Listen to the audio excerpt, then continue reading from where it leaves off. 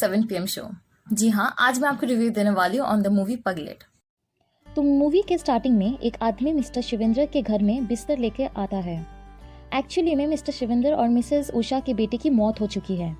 उनकी बेटी आस्तिक अपनी शादी के 5 महीने बाद गुजर गए हैं। इधर आलोक उसका भाई ने उसका अंतिम संस्कार करा है, इसलिए गंजा हो रहा है। फिर टेंट वाले इनका हादसा देखकर अपना रेट 2500 से कम लगाता है डिस्काउंट देकर, पर आस्तिक के पिता को कोई डिस्काउंट नहीं चाहिए था। अब संध्या फेसबुक के पोस्ट्स एंड कमेंट्स पढ़ती है। उससे पता चलता है कि सब कॉपी पेस्ट कर रहे हैं, किसी का कोई इमोशंस नहीं है। संध्या इतना दुखी नहीं होती है क्योंकि वो दोनों इन 5 महीनों में इतने क्लोज नहीं हुए थे। फिर उसके पेरेंट्स आते हैं। संध्या की माँ उसको गले लगाकर रोती है तो वो मना करती है, बट संध्या नहीं रोती। फिर उसकी सास उनके लिए चाय मंगाती है। तब संध्या बोलती है हमारे लिए पेप्सी मंगा दें।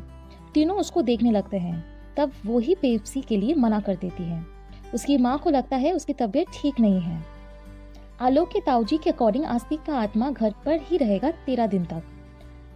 आलोक को सारे नियम को मानना पड़ेगा क्योंकि उसने अंतिम संस्कार करा है। दारू सिगरेट सब बंद करना होगा।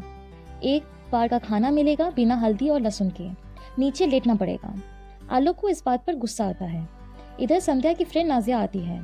उसको देखकर वो खुश होती है। फिर संध्या उसके लिए पेप्सी और चिप्स मंगाती है, पर उस लड़के को लगता है कि भाभी ये खाना अपने लिए मंगा रही है क्योंकि संध्या ने अपना खाना नहीं खाया था। फिर ताऊजी संध्या के पिता से कहते हैं अगर संध्या अपने घर जाएगी तो उसको अच्छा लगेगा, बट संध्या की माँ टोकती हुए बोलती है कि यही अब उसका घर है। फिर एक रिलेटिव घनश्याम बोलती है कि वो पोस्ट ट्रॉमेटिक स्ट्रेस डिसऑर्डर से सफर कर रही है। यहाँ नाजिया संध्या से उसकी इस वियर्ड बिहेवियर को लेकर पूछती है, जिसपे संध्या बोलती है कि हमारे पास एक बिल्ली थी कटरीना, जो एक खाद में गिर गई थी तो हम बहुत रोए थे, 3 दिन तक खाना नहीं खाए थे, बट वैसी फीलिंग्स अभी नहीं हो रहा है। मन कर रहा है कि यहाँ से हम भाग जाएं। फिर संध्या की माँ उसकी नज़र उतारती है जो उसको पसंद नहीं आता है। उसकी माँ की ये चिंता है कि संध्या के ससुराल वाले उसको ना निकाल दें। तभी उसकी सास आती है और आस्तिक के डॉक्यूमेंट्स निकालने के लिए बोलती है। डेथ सर्टिफिकेट बनवाने के लिए और बैंक के लिए चाहिए थे। फिर नजिया को बाहर खिलाना पड़ता है क्योंकि घर पे सूतक चल रहा है। नजिया वेजिटेरियन होती है। इधर संध्या को डॉक्यूमेंट निकालने टाइम एक लड़की की फोटो मिलती है जिसपे लिखा होता है फॉर माई जानू। वो दुखी होती है। उसको लगता है आस्तिक ने उसको चीट करा है और उसको पूरी रात नींद नहीं आती इसी रीजन से। फिर सब तैयार होते हैं दूसरे सुबह क्योंकि उनको शमशान घाट से अस्थियां लेकर विसर्जन के लिए कानपुर जाना है।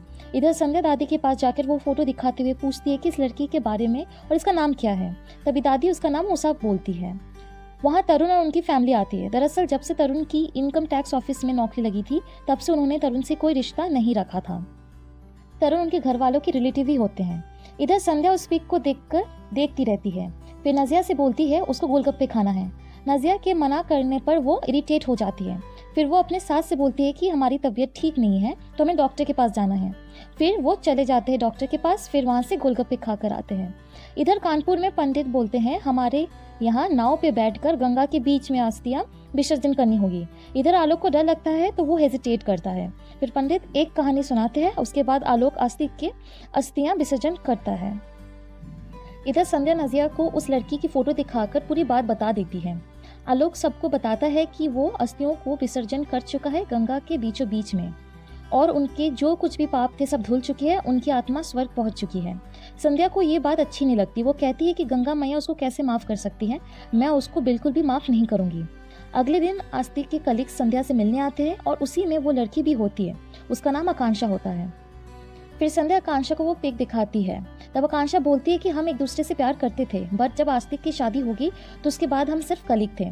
उसने तुमको कभी भी चीट नहीं करा है। फिर वो बोलती है कि मैं घर वाले नहीं माने थे हमारे रिश्ते को, इसलिए हमारी शादी नहीं हो पाई। इधर संध्या और आस्तिक की बातें बहुत कम होती थी। दोनों के टेस्ट अलग थे। जैसे कि आस्तिक को फॉर्मल ब्लू शर्ट्स बहुत पसंद थे। इधर संध्या को प्रिंटेड शर्ट्स पसंद थे जो उसने आस्तिक को गिफ्ट किया था। इधर आलोक संध्या को भाभी होने के बावजूद भी पसंद करता है। उधर उषा परेशान होती है क्योंकि उनके घर के ऊपर लोन होता है और वो फाइनेंशियली आस्तिक के ऊपर डिपेंडेंट थे। फिर संध्या आकांक्षा से मिलने जाती है और आस्तिक के बारे में पूछती है। आकांक्षा बोलती है कि वो बहुत कम बोलता था, रोमांटिक भी था। कोई भी स्पेशल ओकेशन पे वो सिर्फ व्हाट्सएप पे ही विश करता था। संध्या को सारी जानकारी चाहिए थी और फिर वह आकांक्षा की तरह ही दिखना चाहती थी।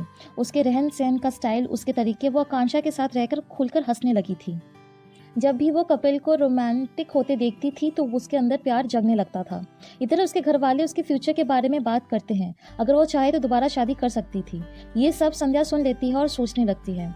अगले दिन बीके अरोरा आते हैं। आस्तिक ने इनकी कंपनी से 50 लाख का इंश्योरेंस करवाया था, उसमें नॉमिनी संध्या को बताया था।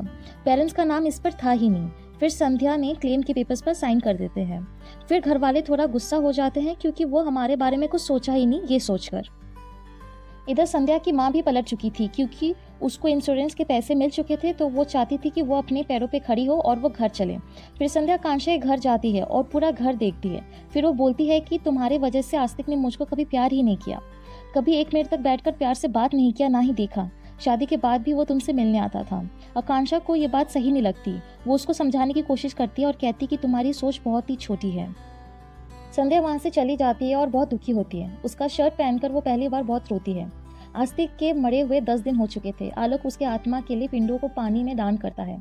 फिर आलोक मटके के सामने खड़ा होता है और मटका तोड़कर अपने भाई को मुक्त करता है। ये सब संध्या छत से देखती रहती है। वो नजिया को कहती है कि हमने आस्तिक को माफ़ कर दिया है। इधर जब उसके ससुर 13वीं के खर्चे जोड़ते हैं तो संध्या देखती है कि बहुत खर्चे हो चुके हैं, बट वो बोलते हैं कि वो सब संभाल लेंगे। फिर ससुराल वाले एक बार फिर इंश्योरेंस ऑफिस जाते हैं अरोरा से मिलने, बट वो बोलते हैं कि अगर नॉमिनी संध्या है तो पैसे उसको ही मिलेंगे। वो नाखुश होकर वापस आते हैं। फिर शिवेंद्र बहुत परेशान थे। तब उषा बोलती है कि रश्मि उसके पास आई थी कि आदित्य संध्या को पसंद करता है, अगर संध्या चाहे तो वो शादी कर सकती है।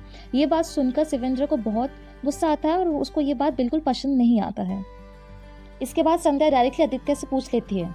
इधर आदित्य बताता है कि वो संध्या से प्यार करता है तो संध्या हाँ बोल देती है और संध्या की माँ को ये बात बिल्कुल पसंद नहीं आती है, वो गुस्सा हो जाती है। आलोक भी संध्या को समझाता है कि आदित्य आपसे प्यार नहीं करता है, वो आपके पैसों की वजह से शादी करना चाहता है। आपको भी पता है आपसे कौन प्यार करता है। तब संध्या को समझ आता है कि आलोक उसको पसंद करता है। फिर संध्या आदित्य से बात करती है ताकि वो एक दूसरे के बारे में सब कुछ जान ले। अगले दिन 13वीं की पूजा होती रहती है। संध्या आलोक के सामने ही बैठती है और आलोक दुखी होता रहता है। आदित्य ऊपर से सब कुछ देख रहा था तो अपनी माँ को लेकर वो लगेज पैक करने लगता है। फिर संध्या दादी के पास जाकर बैठती है और बोलती है कि जब वो आस्तिक से मिले तब बताए कि सिर्फ 13वीं तक वो वहाँ रुके थे और इन 13 दिनों ने हमारी ज़िंदगी बदल दी। सबको लगता है कि हम पगलेट हैं। हमें एक बात समझ में आ गई कि अगर हम लाइफ के फैसले नहीं ले खुद तो कोई और ले लेगा, चाहे हमें पसंद हो या ना हो। इधर आदित्य गुस्से में चला जाता है तो उसके पेरेंट्स बोलते हैं कि संध्या ने शादी के लिए मना कर दिया है क्योंकि वो आस्तिक के बच्चे से प्रेग्नेंट हो चुकी है। तभी वहाँ आदित्य की बहन आकर बोलती है कि संध्या भाभी प्रेग्नेंट नहीं हो सकती है क्योंकि मेरे पैड्स खत्म हो चुके थे और मैंने संध्या से ही पैड्स मांगे थे। तब उन्होंने कहा था कि मुझे भी पीरियड्स हो रहे हैं। फिर संध्या की माँ उसके रूम जाती है तो उनको एक लेटर मिलता है जिस पे लिखा होता है, तुम्हारे टोटके ने काम कर दिया है, अब नजर उतर गई है हमारी, हम जा रहे हैं यहाँ से। हमको लगा था कि आदित्य हमसे प्यार नहीं करता है, इसलिए हम सच जानने के लिए ये सब झूठ बोले कि हम प्रेग्नेंट हैं। आप सही थे कि हम पढ़े लिखे हैं, हम अपने पैरों पे खड़े हो सकते हैं। इधर उषा को दादी के पास से लेटर मिला, उस पर लिखा था कि हम कानपुर जा रहे हैं इंटरव्यू के लिए। सब लड़की के बारे में सोचते हैं बट किसी को ये नहीं पता कि लड़की को चाहिए क्या। जैसे आस्तिक को इन 13 दिन में न्यू जगह मिली है, कुछ वैसे ही हमें न्यू लाइफ मिली है। हमने 50 लाख का चेक बाबूजी के लिए साइन करके रख दिया है। उनको कहना है कि अब हम भी कमाएंगे, वो चिंता ना करे। जैसे आस्तिक उनका ख्याल रखते थे हम भी उनका रखेंगे।